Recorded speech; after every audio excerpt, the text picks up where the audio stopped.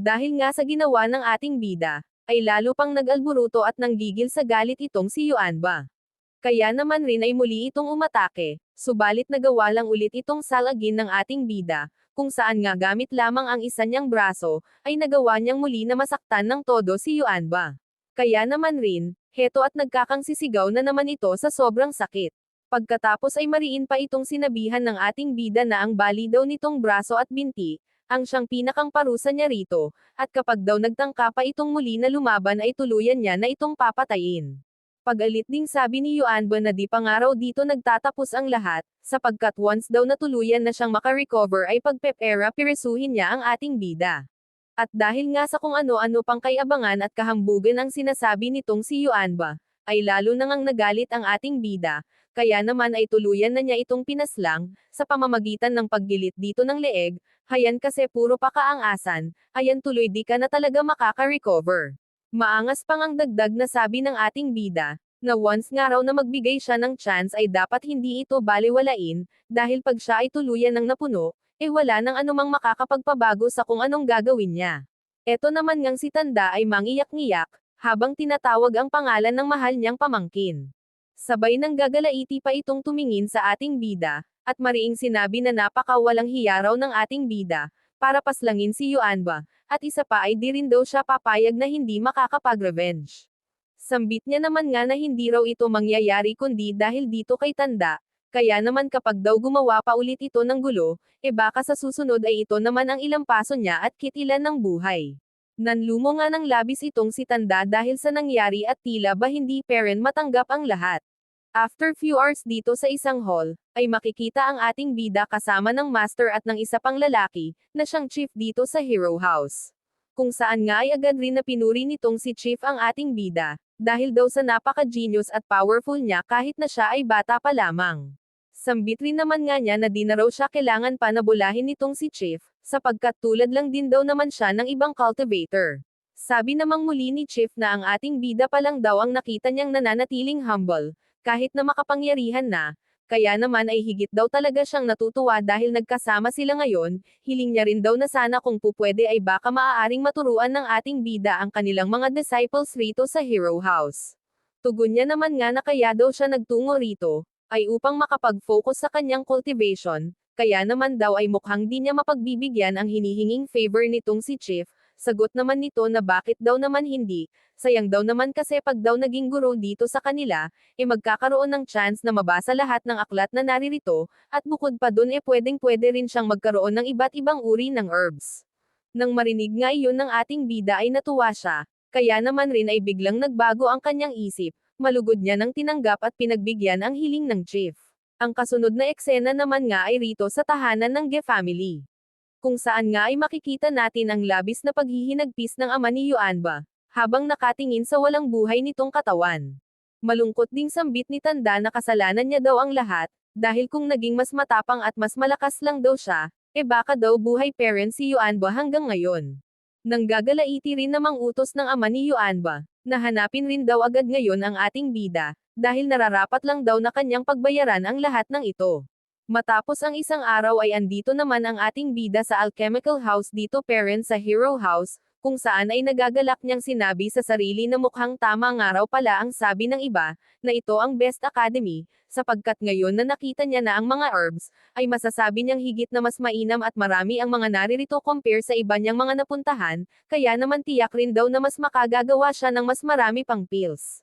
Dagdag niya pang sabi na ang pills niya nga raw na gagawin ay ang soul recovering pills, kung saan ay ito raw ang magiging kauna-unahan niyang achievement sa lugar na ito. Balik tayo rito sa tahanan ng Ge family, kung saan ay napag-alaman na nga rin ng ama ni Yuanba ang lahat-lahat tungkol sa ating bida, pati na rin ang kanyang pagiging guro ngayon sa mga disciples sa Hero House.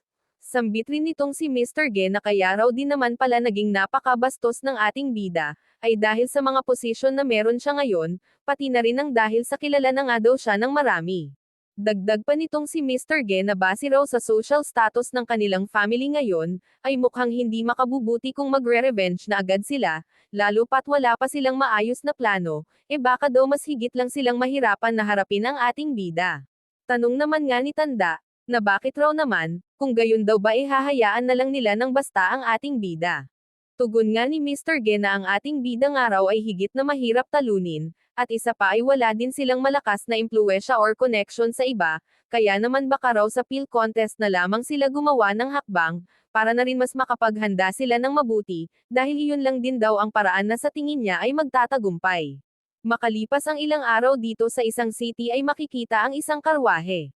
Sakay ang dalawang lalaki na sadyang abala sa pag-uusap, bilang libangan na rin habang sila ay naglalakbay.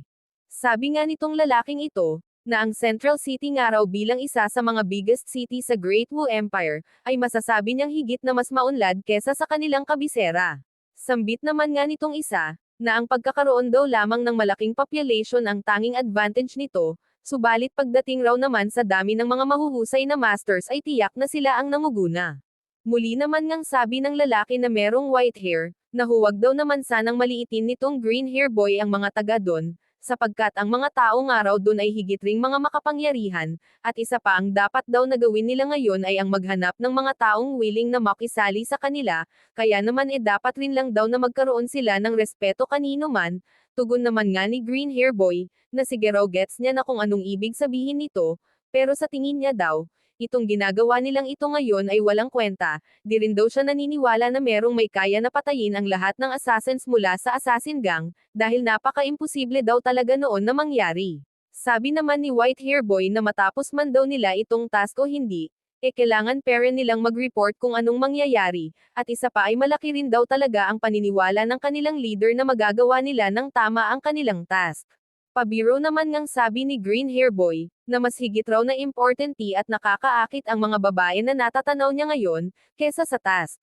And yun na nga nagpatuloy lang ang mga ito sa pag-uusap, habang patuloy na naglalakbay. Balik tayo sa hall dito sa may Hero House, kung saan ay merong isang rabbit na walang buhay na nakalagay sa ibabaw ng mesa. Na pari-parehong tinitingnan ng tatlong ito. At maya-maya nga ay nilapitan ito ng ating bida, pagkatapos ay pinapatakan niya ang rabbit ng isang uri ng likido na nasa maliit na bote. Makikita nga natin na merong kulay asol na liwanag ang biglang umusbong, at waring unti-unti nang aabsorb sa katawan ng rabbit ang pills na nilagay ng ating bida. At maya-maya nga lang rin ay bigla na lamang na nagkamalay ang rabbit, sabay agad rin itong tumalon pababa, na para bang walang nangyari. Ang kaninang walang buhay na rabbit ay biglang nagkaroon ulit ng buha, nakaka-amaze naman talaga hehe, ikaw ba dyan masigla pa ba at may buhay ang puso mo, o baka naman unti-unti na rin itong nanlalamig at nawawalan ng gana para magpatuloy dahil sa isang tao dyan, uy ayan na naman siya oh, hehe Emmy lang.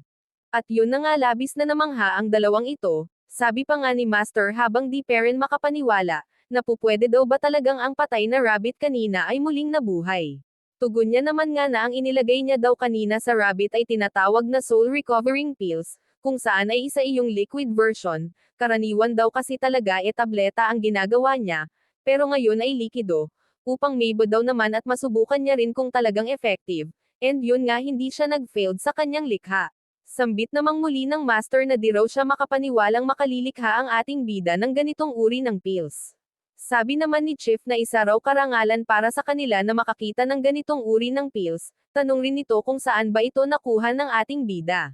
Magalang niya naman ngang tugon, na ang pills nga raw na ito na sarili niyang likha, ay kanyang ginawa sa warehouse dito sa Hero House, sa katunayan nga rin daw ay ginawa niya ito upang maipangregalo dito kay Chief, kaya sana rin daw ay taos puso itong tanggapin nitong si Chief. Malugod rin naman nga kaagad na nagpasalamat si Chief, at tiyak din daw na sobrang laki ng maitutulong nito para sa kanilang imperyo, ire-report din daw agad niya sa Majesty kung ano ang lahat ng ginawa ng ating bida. Sambit niya naman nga na ang pills nga raw na ito ay puno ng essence ng iba't ibang herbs, na kanyang nakita sa may warehouse, sambit naman nga nitong lalaki, na sure daw siyang sobrang dami pa ng magagawa ng ating bida para sa empire. Sabi naman nga ng ating bida, na mukhang binobola na naman daw malis na muna siya. Sabay lumabas nga rin siya kaagad palabas ng hall, and then may lalaki palang nagngangalang Lemeng ang kanina pang naghihintay sa kanya.